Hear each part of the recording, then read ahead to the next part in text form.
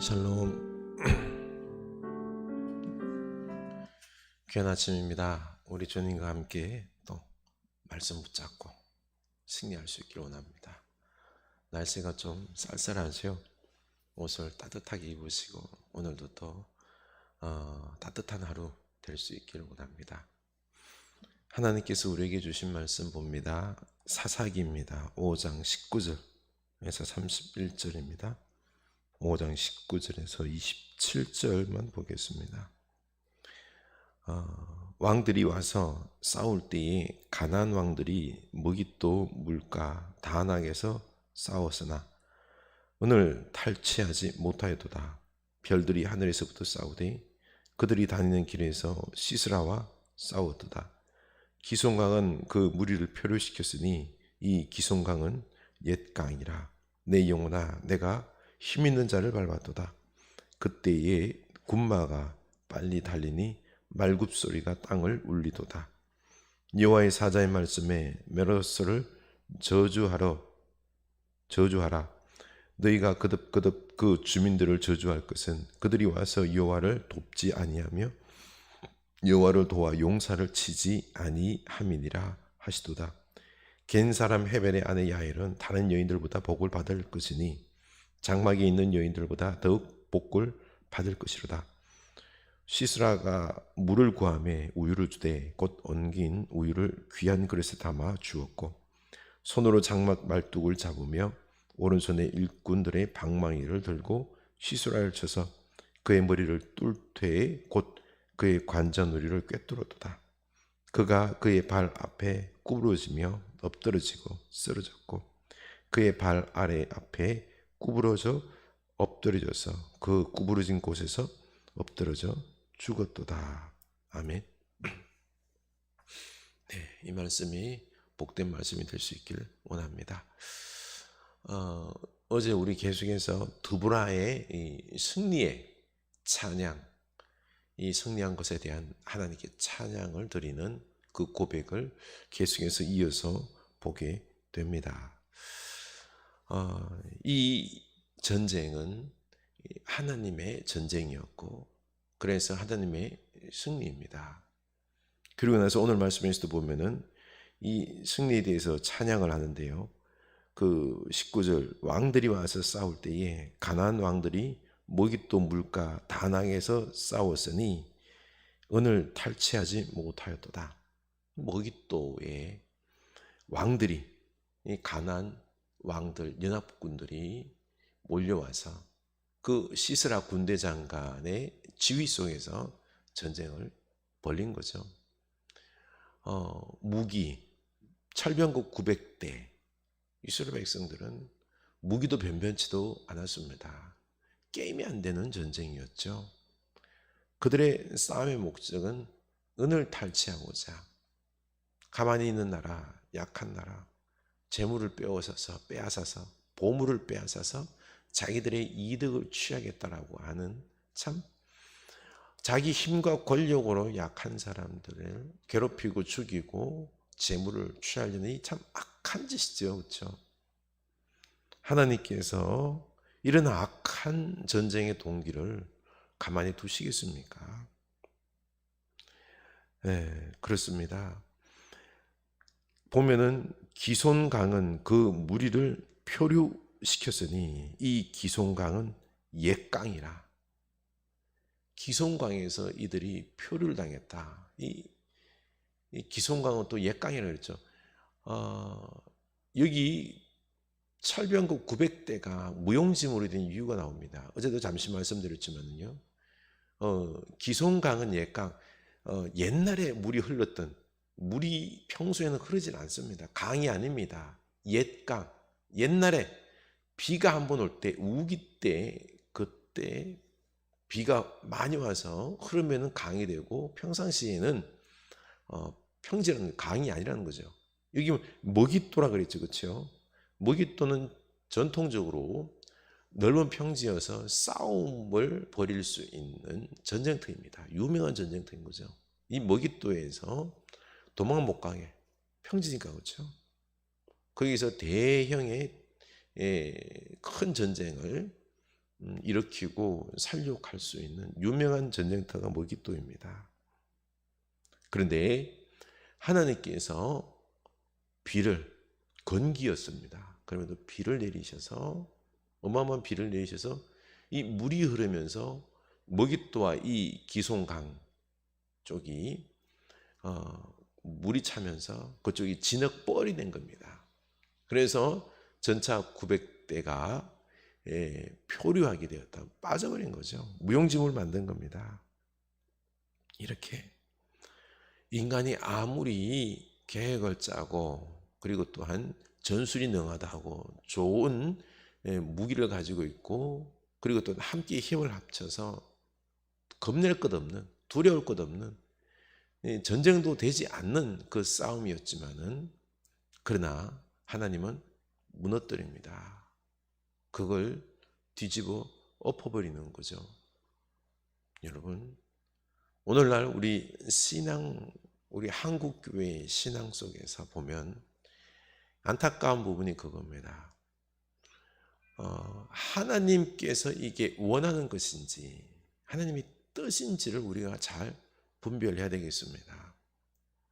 우리의 힘을 모으고 우리의 열심과 더불어서 많은 사람이 노력을 해서 많은 사람이 교회에 몰려와서 대형 교회가 되고 큰 예배당에서 그러나 오늘날 한국 교회는 이 세상의 빛과 소금의 역할을 감당하기보다는 도리어 시험거리가 되어버린 모습 아닙니까? 깨어나야 됩니다. 인간의 계획, 하나님의 뜻이 아니라 인간의 계획인 거죠. 일 수 있다가 아니에요. 인간의 계획이 앞선 것입니다. 우리가 신앙생활 하면서 열심히 하는 것 중요해요. 그런데 이게 하나님의 뜻인지 하나님이 기뻐하는 방향인지 이 부분을 우리가 점검해야 되는 것입니다. 하나님의 뜻일 때 그때 이스라엘 백성이 어떻습니까? 준비도 안 되고 변변찮아도 이 하나님의 긍휼 안에 하나님 품 안에 우리가 거할 때 우리가 잘하고 못하고를 떠나서 하나님 안에 하나님을 의지할 때 여러분 우리 하나님을 의지합시다. 이게 중요한 거예요. 인간의 힘, 내 힘을 의지하느냐 돈을 의지하느냐 하나님을 의지하느냐 우리 요즘 삶이 어렵지 않습니까? 하나님이 뜻하신 바가 뭘까요? 하나님 앞에 무릎 꿇으라는 것입니다. 하나님을 의지하라는 것입니다. 힘들면 힘들수록 사람을 의지하고 어떤 도움을 얻고자 하는 것보다는 더욱 무릎 꿇고 하나님 앞에 하나님을 의지하고 하나님만이 우리와 가정과 우리 교회의 살 길입니다. 하나님을 의지하는, 하나님을 부르짖는, 하나님의 말씀에 귀 기울이는 우리의 모습이 될 때 하나님이 길을 여시고 승리하게 하신다는 것입니다. 23절 보면은 여호와의 사자의 말씀에 메로스를 저주하라. 너희가 거듭거듭 그 주민들을 저주할 것은 그들이 와서 여호와를 돕지 아니하며 여호와를 도와 용사를 치지 아니함이니라 하시도다. 메로스를 저주하라라고 했어요. 그 이유는 와서 돕지 않았다. 하나님을 돕지 않았다. 이 말은 다름이 아니라 이 전쟁에 참여하지 않았다라는 것입니다.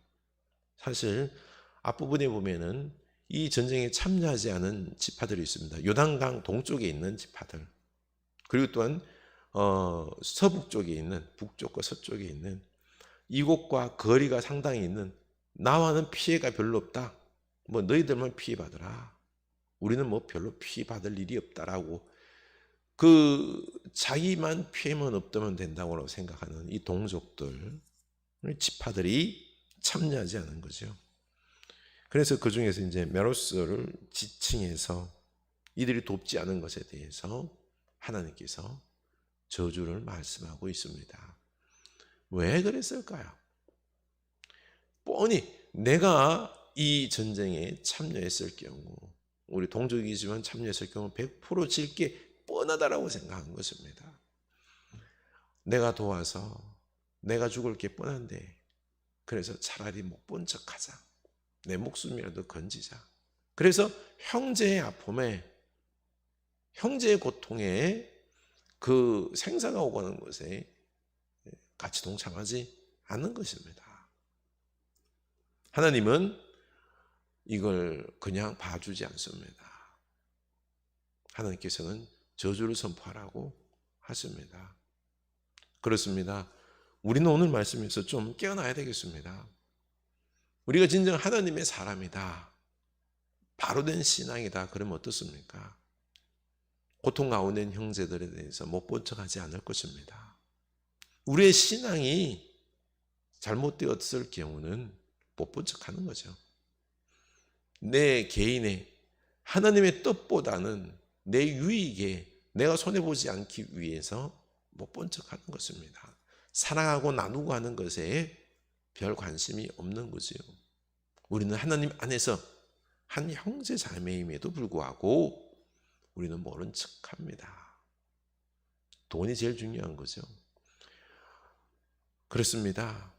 우리는 이제 이 하나님께서 동참하지 아니할 때에 참 듣기 거북하지만 저주를 말하고 있습니다.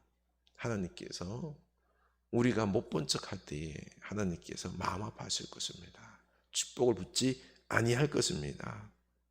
그러나 이 겐 사람 헤벨의 아내 야엘, 이방 여인이죠, 그렇죠? 모세 장인 호밥의 그 한 족속임에도 불구하고 이방 여인입니다. 다른 여인들보다 복을 받을 것이니 장막에 있는 여인들보다 더욱 복을 받을 것이로다. 복을 받을 것이다. 왜요?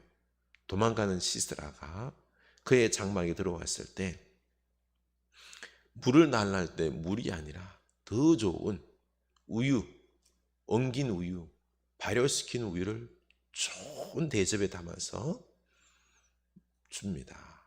그 엉긴 우유를 먹고는 그 대접을 받으면서 시스라는 나를 이렇게나 우호적으로 돕는구나 마음을 놓은 거죠. 그리고는 편안한 마음에 잠들어 버린 것입니다. 그 잠들었을 때의 말뚝으로 관자놀이를 박아서 시스라를 죽인 겁니다. 바로 도리어 이 이방 여인이 하나님의 이 일에, 이 전쟁에 동참해서 하나님께서 이 여인을 다른 어떤 여인들보다 축복받을 것이다. 우리 믿음 속에서 보면은 이 뜻하지 않은 사람, 저 사람은 신앙도 별로 없고 예수 믿은 지도 별로 안 됐고 모르는 사람 같은데, 그러나 하나님의 말씀에 부르심에 그 은혜 안에 동참할 때에 도리어 그는 하나님의 엄청난 축복, 제일 큰 축복을 받는 사람이 되고, 어떤 사람은 참 신앙이 좋은 것 같은데 그런데 하나님께서 책망하는 그런 신앙일 수 있다는 것입니다. 내 신앙은 어떤지요? 우리 나 자신 한번 되돌아볼 수 있기를 원합니다. 하나님을 신뢰하고 전적으로 의지하고 말씀에 듣고 순종하고, 그리고 형제의 아픔 속에 공동체를 위하여, 교회를 위하여 우리가 함께 동참해야 되겠습니다. 그때 우리 31절 귀한 말씀입니다. 여호와여, 주의 원수들을 다 이와 같이 망하게 하시고 주를 사랑하는 자들은 해가 힘있게 도둠 갖게 하시옵소서. 여호와여, 주의 원수들은 다 이와 같이 망하게 하시고 주를 사랑하는 자들은 해가 힘있게 도둠 갖게 하시옵소서 하니라. 아멘. 우리 하나님을 사랑합시다. 해가 힘있게 도둠같이 그 인생이 찬란하고 빛날 것입니다.